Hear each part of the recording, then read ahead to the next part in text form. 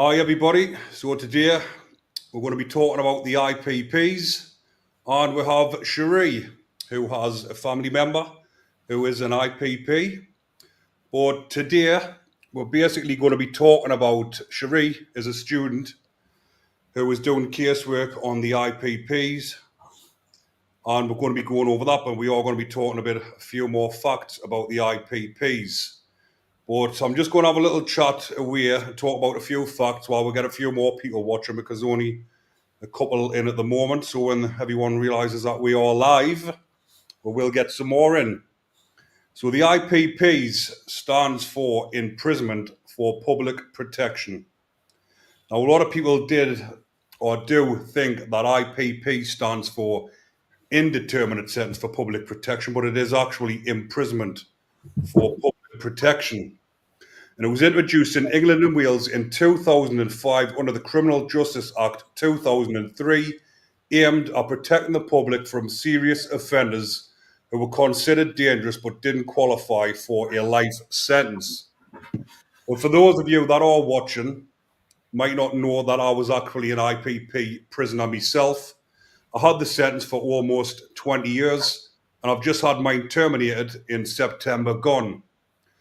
Now, my IPP, I received it in 2006 when I was 21-year-old for a violent offence, and it was my first time inside a prison.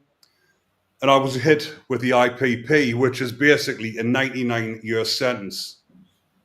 But going into the prison system at that age for your first time and being hit with an IPP was something that you never heard of before. But this IPP, they were dishing it out to a lot of people who didn't actually deserve the IPPs. Now, we will get into a lot more of that later on in the video, and we will do some Q&A from the subscribers.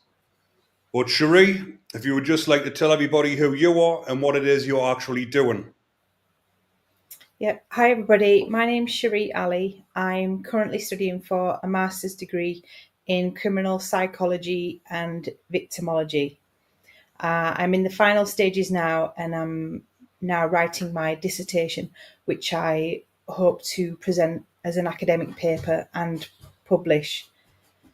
Because I have a close family member who has IPP, I'm well aware of it, the trauma that it causes, the torturous nature towards IPP inmates and those who are out on license. And I chose to carry out research on IPP because there just isn't much of it available. When I did my degree in criminology, I did 10,000 words on how unlawful the IPP was. It was a literature review. But now, as a master's student, I can carry out original research. So I'm hoping to now circulate a questionnaire to all those who were IPP, had the IPP and have now had it terminated, because there's actually no research done at all on life after IPP. So the question of my dissertation is imprisonment for public protection, IPP for life or life after IPP. And like we've been mentioning, a lot of people don't actually know about the IPPs. Even on my channel, when I've been doing plenty of topics on the IPP, a lot of people haven't got a clue, or people out here who you speak to and you talk about prison sentences don't actually realise the effects of the IPP. That IPP is devastating on the individual and the people's families who are serving it. Now, there's some people still in the prison system now who were given IPP with a recommendation that they serve some as low as 6 months, and 20 years later, they're still sitting in prison. 20 years later of a 6-month tariff. How can that be justified? And it's getting hidden from the general public, even though there is big debates being going on in the House of Commons and different things like that. But if you're not following that type of content, you will not have a clue about the IPPs. Now, I'll talk a little bit about, I've got some facts here about the IPPs and how many were given this. So a total of 8,711 people were given imprisonment for public protection in England and Wales between its introduction in 2005 and 2012. Bearing in mind, in 2012, this sentence was deemed inhumane and it was abolished. Now, despite it being scrapped over a decade ago, these figures is the figures what I can get to the best of me knowledge. And me and Sheree have both been trying to find these out. But currently, I believe there's 5,600 people still serving this sentence, even though it was abolished. And these are the people that are in prison and out on license. Now, when they did bring the new law out where the license can be terminated, I believe there was, obviously, from them figures there's around about 3,000 who's had it terminated. But Sheree, what was the figures that you could find on these IPPs as well? Yeah, so I looked into it. So quite rightly, there's 8,711 over the span of 7 years. So that means if we take a 5-day week for a work as a working week, that meant that in that 7-year period, 5 people a day in that 7-year period was sentenced to IPP. And to date, 241 have been detained under the Mental Health Act. Unfortunately, and very sadly, 94 have committed suicide. Around 200 have died in custody on top of that. 1,132 have never been released, and 1,602 are on recall right now. So that just goes to show that the amount of people that still have never been released, and some of the ones that have never been released are the ones that have had relatively low tariffs as well. Like I mentioned, there was a lad up in Newcastle who I've mentioned before, Danny. He was 17-year-old when he pinched, I believe it was a bike. It was a street robbery against another teenager. There was no violence involved. He threatened him, took the bike off him, and he was given a minimum, I believe it was around about 18 months when he was 17-year-old. He's now 37 and he's still in prison. He's actually been transferred to HMP Franklin, a high security prison. He got out last year, I think it was last year or the year before, wasn't out very long until he got recalled back to Durham prison. And for whatever reason, I still haven't found out exactly why, they've put him inside of HMP Franklin, a high security prison, after 20 years.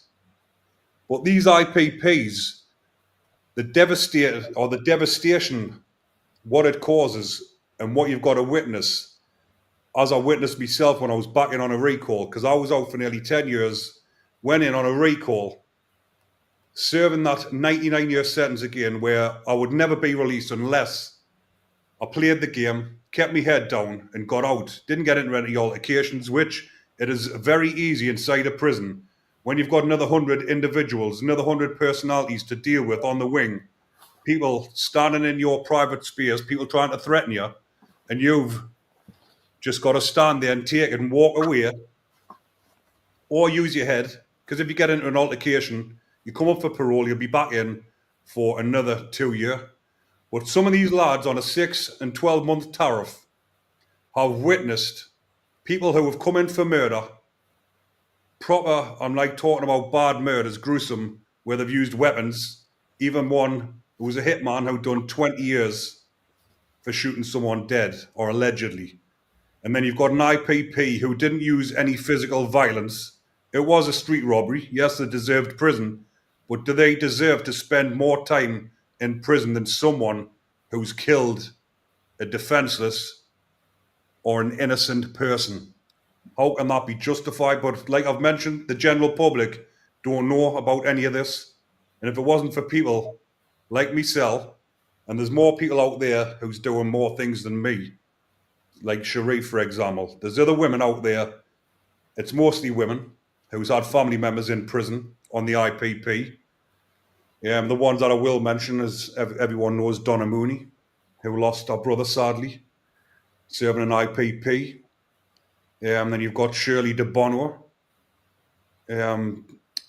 Bernadette Mary, all of these women are petitioning for the IPPs. And if it wasn't for them pushing, the likes of myself wouldn't have gotten off the IPP. I wouldn't have had it terminated, because all of these are passionate about the IPPs and they're fighting for justice. What have you experienced with that, Sheree, about people that you've seen that's helping the likes of myself who was serving the IPP? Yeah, so I looked into it as well. So out of the 8,711, 249 of those were women, 326 of them children. The youngest one was around 10 at the time of the offence. So 8,136 men were affected by IPP. Obviously, it's clearly the largest group. And in terms of those that still hold the IPP now, all those children are now adults. So no child has the IPP now, but the sentence started as they were a child. Now, the IPP it's been compared and is likened to a life sentence.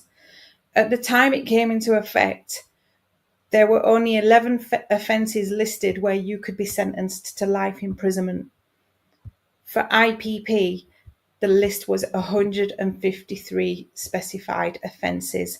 So your chances were far greater of getting the IPP than even the life sentence, which they said the IPP was to be used in case you can't give life. And as a comparison, there are currently 65 people who have a whole life order in the prison system right now. The fact that there's still around 3,000 IPP individuals in prison suggests that it was never comparable or used correctly in the first place. And I know myself, my family member, their minimum tariff was 4 years and 21 days. It was a 9-year sentence with a minimum recommended to do of 4 years, 21 days. He did the full 9 years and has been recalled and is on recall now, because the recall rate in England and Wales is just far higher than what it is in Scotland. And that's down to the rules for being able to recall.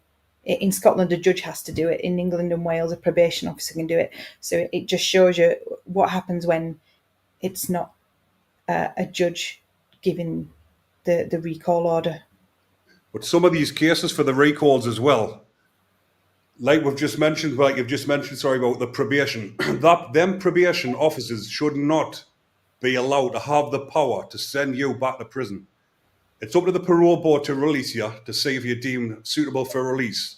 So it should be up to a parole board or a panel to all decide on whether to recall you or not, because I've had it myself when you're not getting on with a certain probation officer and they have it in for you, they just do not like you, and they take it out on you if they're having a bad day. You go in, probation appointments, people don't realise how detrimental they are when you've got to go into probation. Even when you're living a clean lifestyle, crime-free, the anxiety of you going into probation every week or every month and sitting there in the waiting room feels like a prison reception room.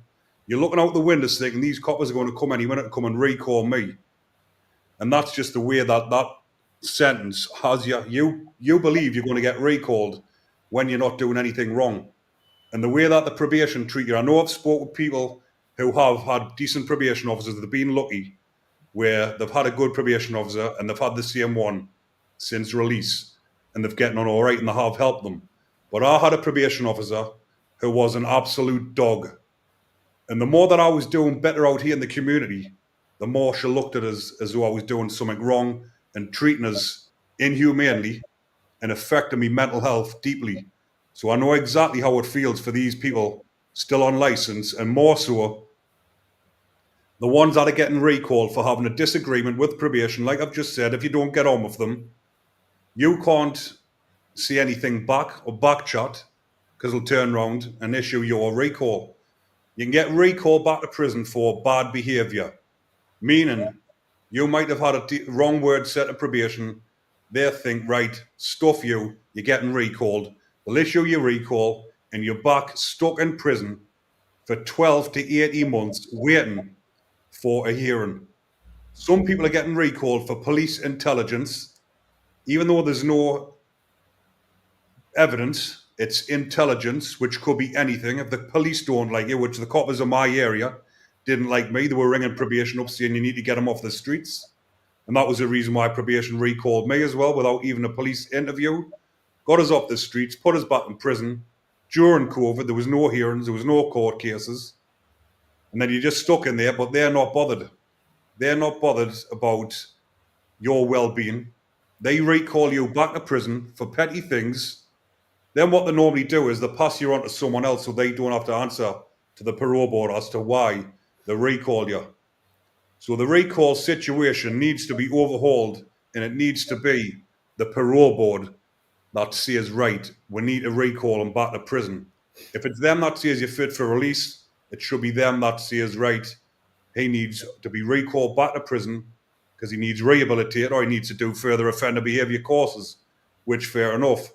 But a disgruntled probation officer, I'll say it politely, can recall you for nothing. Yeah, and over half of recalls were for and are continuing to be for admin reasons, and it's wholly unfair because the whole point of the IPP, if used correctly, was that it was imprisonment because you posed a significant risk to the public. Not that it was ever sentenced correctly in the first place, but people are getting recalled and they're not a significant risk to the public. So how is that justifiable? And the other issue that is in legislation, it doesn't actually define what a significant risk is. So how the decision is made is based on opinion, somebody's opinion. But the back to what you said about being in prison, when you're surrounded by violence, I also looked at some facts and figures on this. So as it stands, in the UK, our population is 60 million. There were 2 million recorded violent offences last year, which means as a civilian on the outside, your chance of experiencing or encountering violence is 1 in 30. In prison, with a population of 87,900 in England and Wales, there were 29,881 assaults recorded in prison last year. That means in prison, you are more likely to experience, witness, or be involved in violence. You have a 1 in 3 chance of being around violence in prison compared to the 1 in 30 on the outside. Yet on the inside, this is where you're supposed to show that you are not a risk to the public. It's impossible odds. And like you've mentioned there about them odds, I've encountered it myself. You're in prison, you see a bunch of lads on the hooch, getting violent, acting aggressively. If something happens and you're in an altercation, you're not supposed to defend yourself. If you do, you've used an act of violence. Mm-hmm. The other person who might be out of his head, who's assaulted you, who you then defended yourself with, has a fixed sentence. He's got a release date in a few weeks' time. He goes home, but the IPP comes up for parole. You get a 2-year knockback because you've used an act of violence. Mm-hmm. So how can that be justified as well? But also, I was with a lad inside of HMP Home House who had a 4-year recommendation. He'd served 7 years in prison, done everything asked of him, kept his cell clean, didn't have any nickings, wasn't on drugs or anything. And after his second hearing, after 7 years, they give him a knockback, and the reason was because he needs to do another offender behaviour course, but it's in another prison, so he has to get transferred. So they give him another 12-month knockback. He couldn't handle it no more, and then Spice came on the scene. He's tried a bit of Spice. It took him out of the situation, and he used to take it all the time just to escape the prison. So he comes up for another parole hearing, and he's had a piss test, positive drug test. So he then gets an 18-month knockback to do a drug course, but he's taking the drugs to cope with the IPP. So how is that justified as well? But then you've got lads as well. I've done a video on his nickname, the Joker. He kept getting knocked back on his parole hearings, and he's cut his face and his body from top to bottom, cut a big smile in his face. So he's been known as the Joker inside of prison. He comes up for parole and he's knocked back because he's used an act of violence on himself. But he can't cope with prison, and his way of coping is by cutting himself. He needs proper professional help, but they've let him rot in prison for about 16, 17 years now, and he's just had another knockback inside of HMP Golf. So these prisons are overcrowded at the minute and understaffed. There's no help, there's no care. So what are these lads supposed to do in this 12-month period when there's no courses, but there's any amount of drugs on the wing to escape the prison? What are these lads supposed to do when they need hospital care? It's just an ongoing situation that is absolutely fucked up, and that's the only way I can describe it. But this, getting back to your questionnaire, Sheree, obviously me and you've been doing a little bit behind the scenes. I've been helping you with the questionnaire, and if anyone does want to get involved, I will add the link in this description of the video afterwards, or I'll put it in the comment section as well, because there will be people joining this live now who's wondering what we're talking about. But the IPP sentence, and once the live is finished, it will be uploaded so you can go back and watch the full video. But the questions, obviously, I've done a questionnaire myself with Sheree, and it is for people who have had the license terminated, which you can have your own say in this questionnaire. It will help a lot of people as well, because obviously when they're interacting with Sheree is there to give a little bit of support as well, aren't you, Sheree? So, and help them with the questions. Yeah, absolutely. So it's broken down into different categories because I want to see the successes for life after IPP and in general how you are coping. So there's questions around employment, relationships, mental health, housing, to get a broad picture of how those who have had their license terminated have are finding life, how they're coping, and to show some positive light on the life after IPP, because it's an absolute terrible sentence that should have never happened. It was abolished for a reason, and it's been compared by the UN to torture. It's tantamount to torture. It needs to be gone. It should have always been abolished retrospectively. But now I want to do the research on life after IPP because, like I say, there isn't any. There's none at all. So I want to present some original research that can be useful across the criminal justice system. And you obviously came across my channel, didn't you, Sheree? And you thought, wow, Ricky's IPP. There Yeah. is after IPP. Yeah, And I also want to be an example to. There'll be a lot of IPPs watching this now. I'm going to share it on the IPP channels once the live is finished as well. And I want to be an inspiration and an example to all you lot on IPP that there is life after IPP.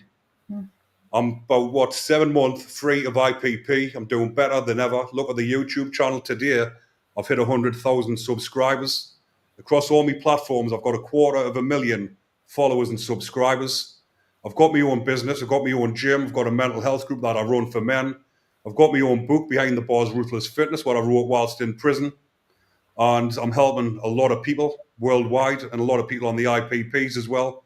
I get emails, messages daily, every day, asking for support and help. And I am helping a lot of people. And I'm, like I've just said, an inspiration for you a lot on IPP. I'm a family man, a businessman. I've got 4 kids. I'm married. And I'm doing everything in my power to help my kids, deter them from going down the road I went down, because I didn't have that example when I was a kid. It was always about prison, glorifying prison, and that's where I ended up. But it just goes to show, once your IPP is finally ended, it isn't the end of the road, it's the beginning of a new chapter to do something good with your life and progress and move on and put this sentence behind you once and for all. Obviously, I'm still talking about it because I'm here helping people and showing people that there is life after IPP. Like I say, Sheree, you've seen my YouTube channel, didn't you? And you reached out.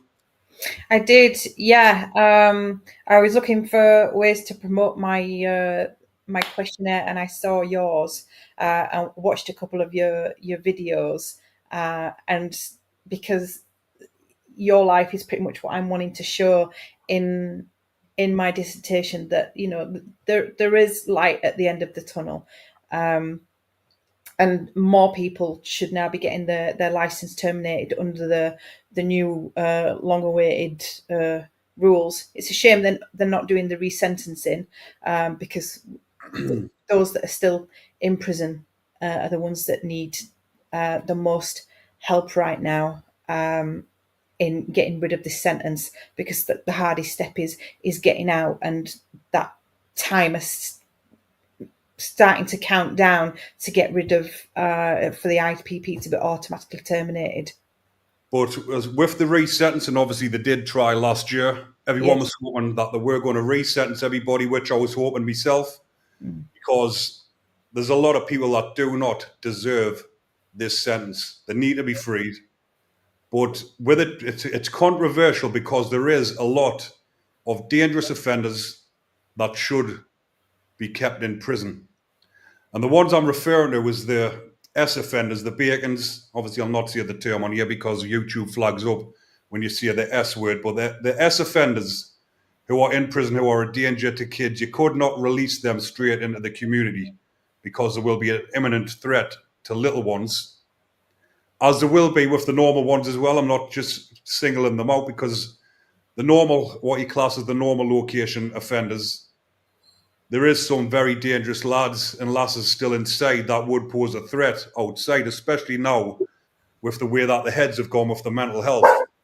So the resentencing would definitely work, but obviously the ones that are posed an imminent threat or a danger should be kept on some sort of sentence like this, because half of the IPPs, or around about 4,000, I believe, were S offenders, bacons, who received this sentence. And there is, I believe, around about 450 that have never been released. So obviously, if they abolish the sentence completely and let everyone out, then there would be an imminent threat to vulnerable people in society. So they definitely couldn't just abolish it like that. Do you agree with that, Sheree? Yeah, I do. I mean, if it had have been used correctly and sparingly, as it should have been for the more serious offenders, then it would have served its purpose. But the fact that it was misused, and it was sentenced far beyond the sentence was given out far beyond what it should have been. A resentencing would have actually solved all of that, because those who shouldn't have got it would have then most likely been released, or have had a small amount of their sentence left. And those serious offenders who do pose a threat would have been given the sentence that they deserved. Absolutely, it would have definitely worked if, like you've said, if they used it properly. But they were only supposed to give out 1,000 of these sentences to the most serious of offenders, and they gave out nearly 9,000.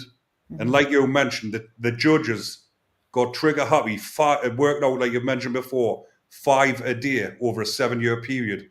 Now, with them figures, I've never heard that before. It's absolutely diabolical.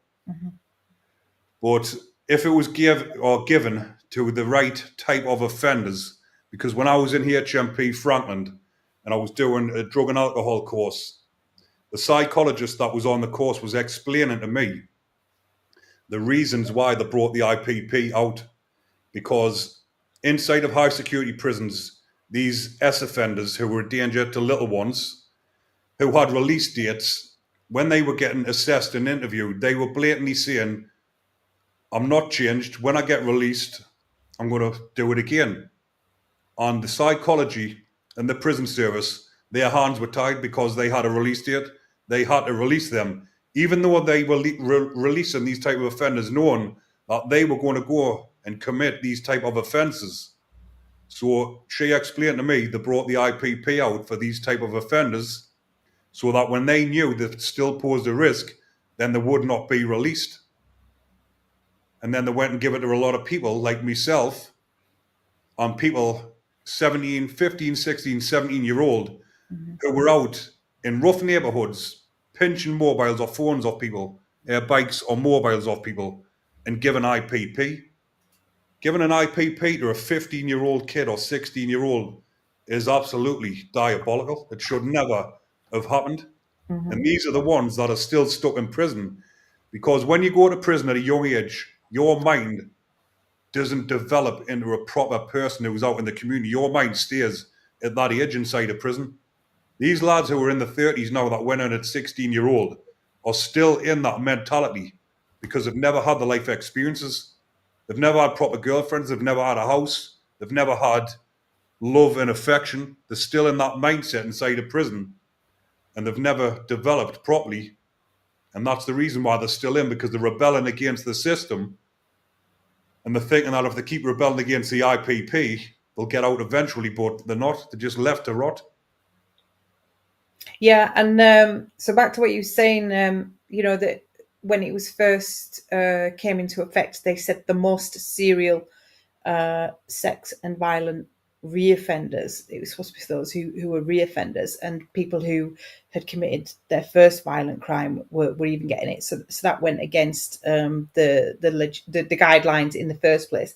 And I looked into how many, the types of crimes that people were committing to get IPP. 4% of IPP prisoners committed motoring offences.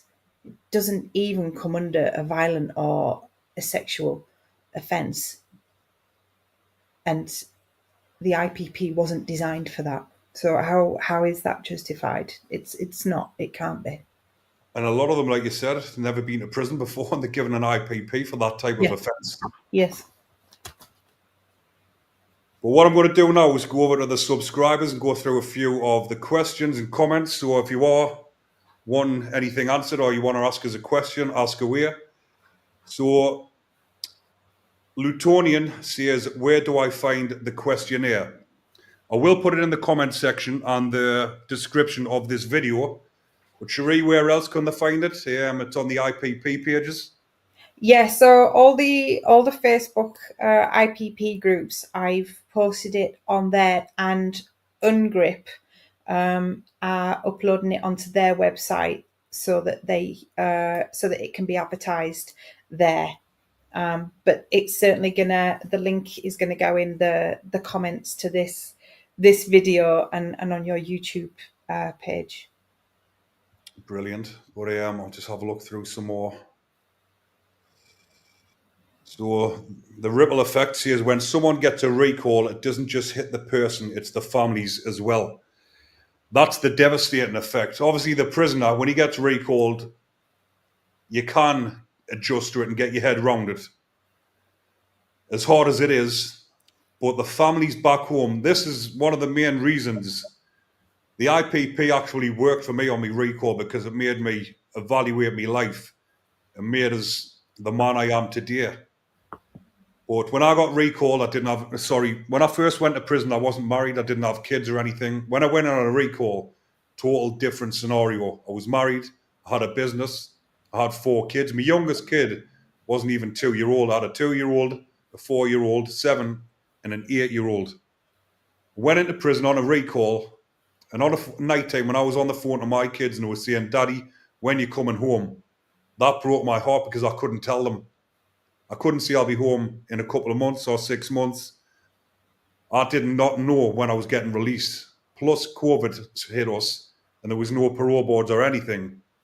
But again, my mindset, that made me the person I am today. That's when I wrote my book and I changed my mindset on that recall. But getting back to that, the families at home are the ones that's suffering deeply. Sheree, you're an example. You're at home suffering. What's it like for you? Well, it's been ongoing since 2006 for us. So 19 years, and I'm very close in age to my family member, and they've seen me go from a 22-year-old to a grown woman, and living life, going down my career path, family, traveling, and they've not had any of these opportunities. They've just been, sat languishing in a cell, being told they've got to do all these compulsory courses that are not available in most prisons anyway. And then just being an absolute shadow of themselves. And like you say, they've not had the opportunity to grow into a grown adult and do normal grown up adult things. They come out and it's almost like they're frozen in time because they haven't had the chance to mature, and it's really upsetting, and it's really hard to witness.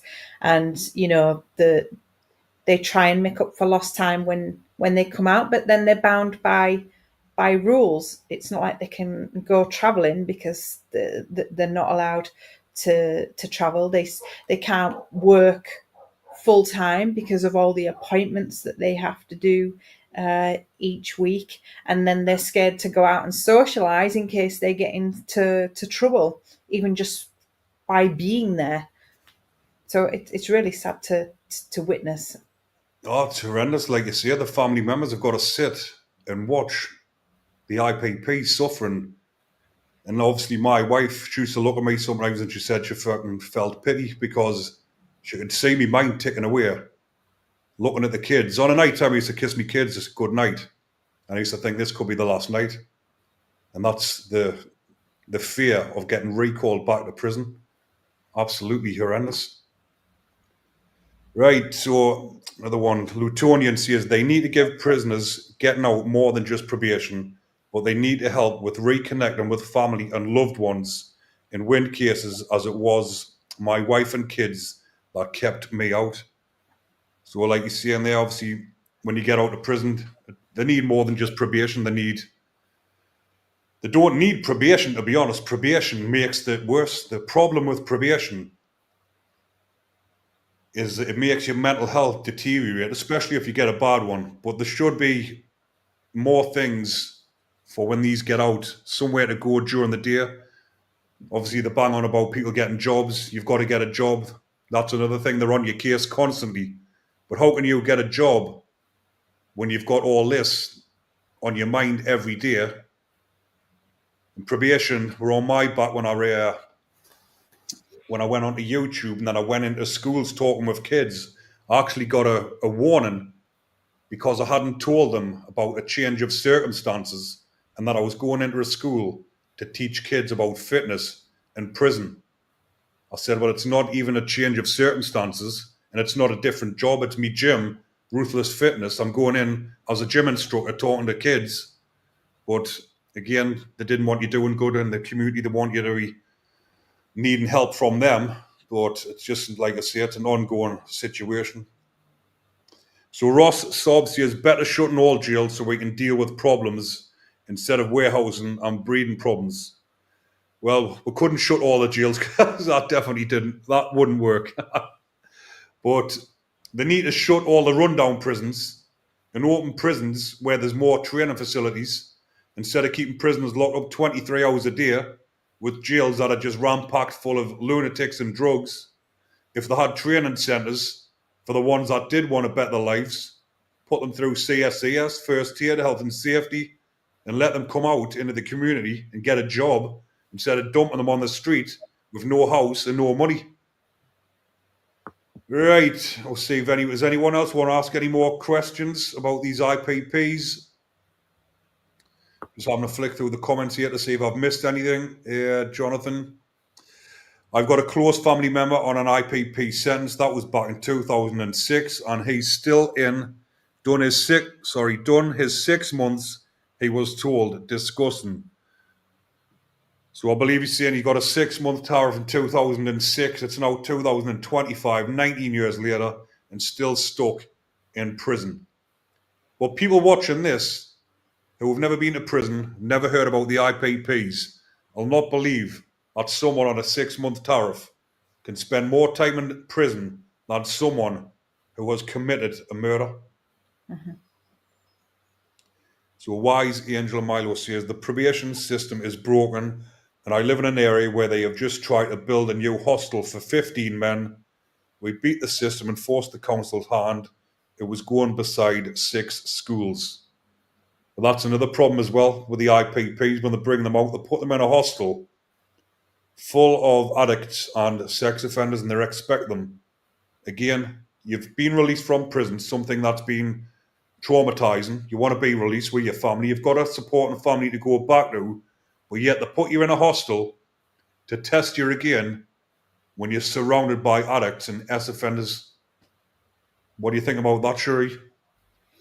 Yeah, I agree there because my close family member had the same thing. They were put in a hostel, and there were lots of offenders in there. I might add that there was 3 primary schools within 1 square mile of that hostel, so the location was not good. And on my family member's last hearing, they said they were considering a pipe hostel, and my family member was like, "Well, I don't want to go there because they partner you up with somebody, and then you have to." Because on his last release, he was told he had to accompany this person who was an ex-offender around town to appointments, and he was like, not doing it. And then he got in trouble for that. And he's like, how am I supposed to stay out of trouble when you're actively telling me I've got to partner with somebody who's done that and is an offender? I should be left alone to do my thing. And he couldn't work either because of the curfew signing in at 1 in the afternoon, and then in the evening. No employer's going to stand for it. It's extremely difficult. But the restrictions that they put on the IPPs upon release as well, obviously, a lot of them have to go into their hostels. Even when you're released from a hostel, you're then on a 6-month tag. Sometimes it's longer. Well, you've got to wear a brace and a 6-month, for 6 months, sorry, a tag on your ankle, which has to be charged sometimes twice a day. Because I had one on myself. It was a GPS tracking tag. Even when the people came out who fitted the tag, they said, why are you getting this on? I said, because I'm IPP. And he says, where's your restricted areas? I says, I haven't got restricted areas. And he couldn't believe why I was getting the tag on. A GPS tracking tag is for someone who has obviously either victims, or you're not allowed to go past certain places like schools, like the ex-offenders. So they have this tracking tag on to see exactly where they're going. But they're putting it on ordinary people who have been recalled and then released, and you've got to walk around with a tag on for 6 months. And like I've said, you've got to charge it sometimes twice a day. If you don't, and it starts beeping and you can't get back home in time, it goes down that you've missed your tag or missed your curfew. Then you either get a warning or a recall. My tag started beeping and it was faulty, so I rang them up and notified them. They said, right, we'll need to come out. 4 days later, I'm worried sick, thinking this tag hasn't been sorted. I keep ringing probation, thinking I'm going to get recalled. It took them 4 days to come out and fit a new tag. And these are the type of things that you've got to put up with whilst you're out on license. A 6-month tag for someone who didn't even have a tag on the initial release. I had more restrictions on us for getting recalled for a car offence than what I did for me violent offence that I got released for initially. But it's all to do with trying to, obviously, they test you to the maximum and they want you to fail. That probation service want you to fail. And like I've mentioned previously, the probation that I had were absolute dogs, and that's why I'm glad I'm free of them and I can come on and I can actually name them and shame them. But that's the situations everyone's got to put up with on this IPP. So Curse has donated, thank you very much. Joined you on 4K. Good to see your channel grow, and thank you very much. Appreciate that loads. Wise Angelo says it looks like they are extending their current site, or he's on about this is the one that was on about the hostel before, where they walk freely in the community. They have just arrested one outside a local school for standing staring in the windows. And those are the ones, like I've mentioned, that need to be on the IPP because they're even from a hostel going, like he's mentioned there, outside of a school. Right, I'm going to wrap this up in a couple of minutes, people. If there's any more questions you want to fire away. So the ripple effect says it's one rule for something and another rule for whenever they want to turn up and fix your life, basically. So he's referring to the probation. They can turn your life upside down at any moment, and that's what the IPPs have got to suffer when they get released. So Sheree, is there anything you would like to add? Because we're going to wrap this up now. Yeah, I was just going to say there was a question from Connie specifically saying what are the arguments for and against IPP sentences. So I don't mind answering that and passing back over to you, Ricky. So, like we've covered in the video, if it was used correctly and used sparingly for the most serious offenders who commit absolutely heinous crimes, then it would serve its purpose. But there are certainly more arguments against IPP because it was entirely mismanaged. There was far too many given the sentence, and the majority should have never been given the sentence.